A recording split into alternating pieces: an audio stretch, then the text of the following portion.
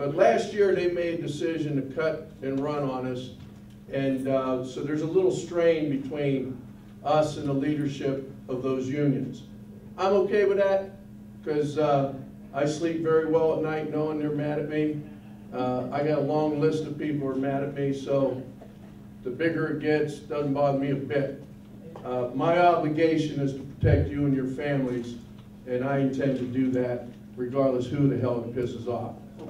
But I just want to be clear about what the problem is. It's not those workers. They get up every morning just like we do and come to work and do the best they can. Let's talk about what we got on our plate as we speak. The county and us, as you well know, have been in negotiations since November. I wish I could tell you things are going good, but I can't. Things are bad and potentially are going to get worse. We're going to put up on the screen the county's economic proposals. You're probably not going to be able to see them real well, but in any event, I'm going to walk you through them. Let's start with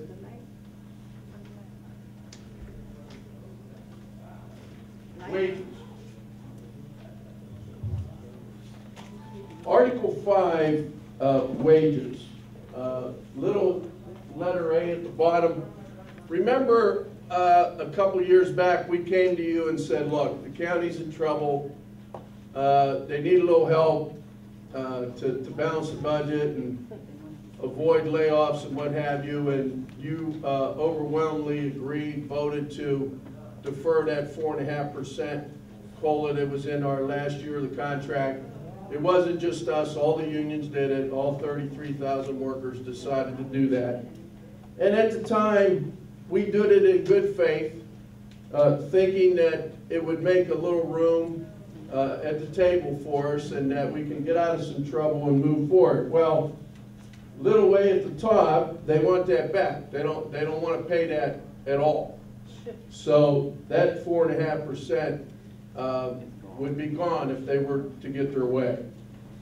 Moving on, this one right there at the bottom, or at the top of the page, in addition to taking a 4.5% promise to us away, they want to reduce everybody's wages 4% off the top. Now that's not temporary, we're talking permanent. 4% off the top.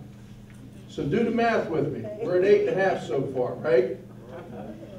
Multilingual, differential, how many of you received that? Okay. The way they've structured their proposal, the end result is you get less. That's the bottom line. We're not quite sure exactly how much less yet, but you can, you would expect a reduction in that compensation if they were to be successful. Increments, they're asking for yet another year of increment deferral, but they've also thrown longevity steps into the equation this year. It only gets better, folks. Let's look at retirement. B, contribution. Group B, do we have any public safety folks in the room? Group B's are public safety people. Those folks, because they retired a little earlier than the rest of us, they pay 8% into their pension, just about twice as much as we do. They want to increase their 8% contribution to 10.5. Well, that's a 2.5% wage reduction. So we're now at what? 9, 10, 11%, right? Moving forward, the same thing with the contributions for the integrated. The other people were the ones that don't get a reduction when they get Social Security. This is still public sector here. They get a reduction in Social Security. Right now they're paying 4%. They want to jack them up to 6 3/4, and then they want to jack them up from 8 to 10.5% once they receive Social Security max. Because once you reach Social Security max, you're at a higher level, and they want you to pay more there. A lot of our people never get there. but those that will are going to get it on the front end and then again on the back end once they've exhausted their Social Security max. Moving on to Group H, this is everybody non-public sector that was hired prior to '94, so you know who you are. You're paying 4% into your pension plan. They want to jack you up to 6%. That's yet another 2% wage reduction. And they want to do the same thing on the back end on Social Security, go from 6 to 8%. Down at the bottom, 44.2, that's the defined contribution plan. Everybody that was hired from '94 on that did not elect to go into the GRIP plan a couple, 2 or 3 years ago when we bargained that, the county's putting 8% into your account. They want to reduce that to 5%. That's a 3% loss. They want to do the same thing with the GRIP people. Those of you that are in the plan that guarantees 7.25% every year, they want to do the same thing. They want to roll their contribution back from 8 to 5. Let's move on to benefits. I see a lot of you out in the audience wear glasses like myself. Take them off. One big blur, right? Well, here's what the geniuses think is in your best interest. They want to get rid of optical benefits. So I asked them facetiously, but I was serious.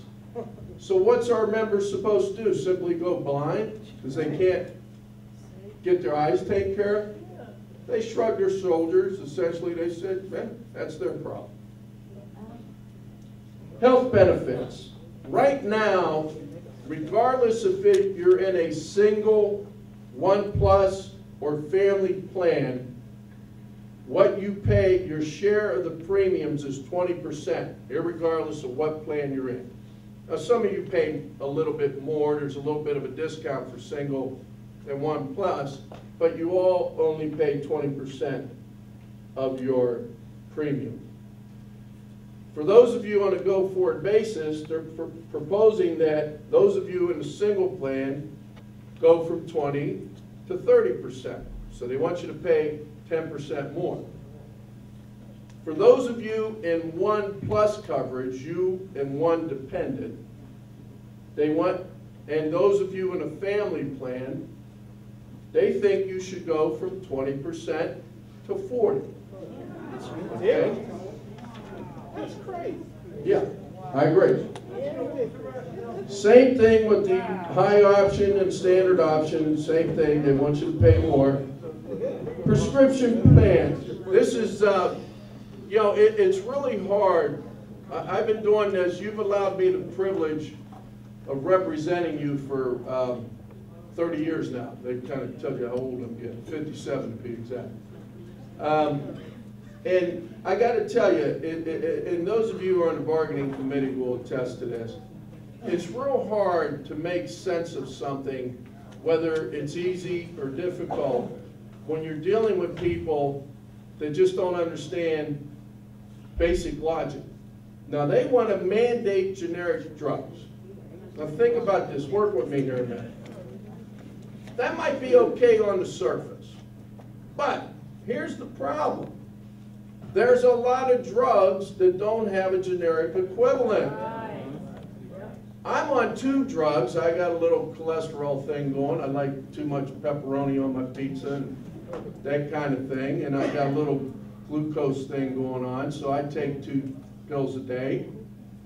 You would think I probably should take more, but I take 2 a day.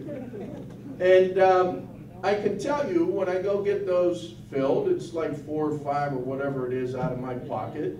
But I do know that the actual cost of that medication is like $400. So how many times, and if you put them both together, that's $800 a month.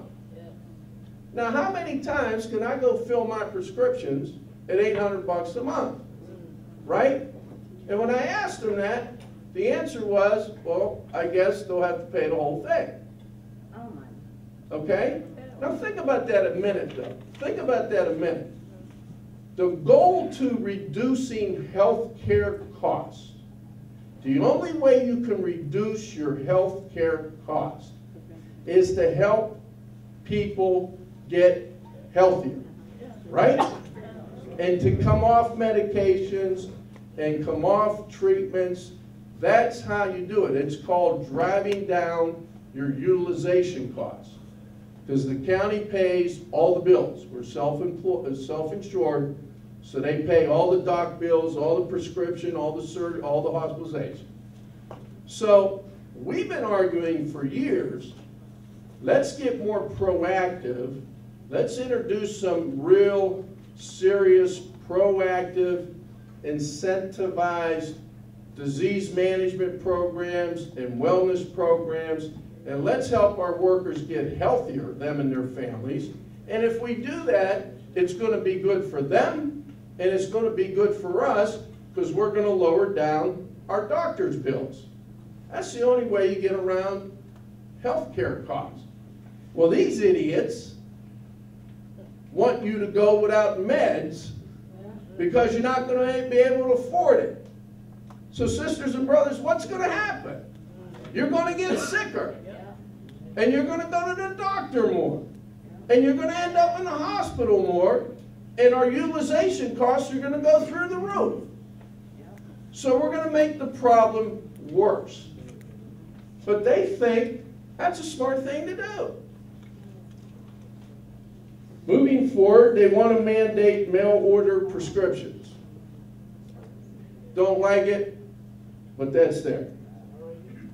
They want to get ready for those of you that take this stuff.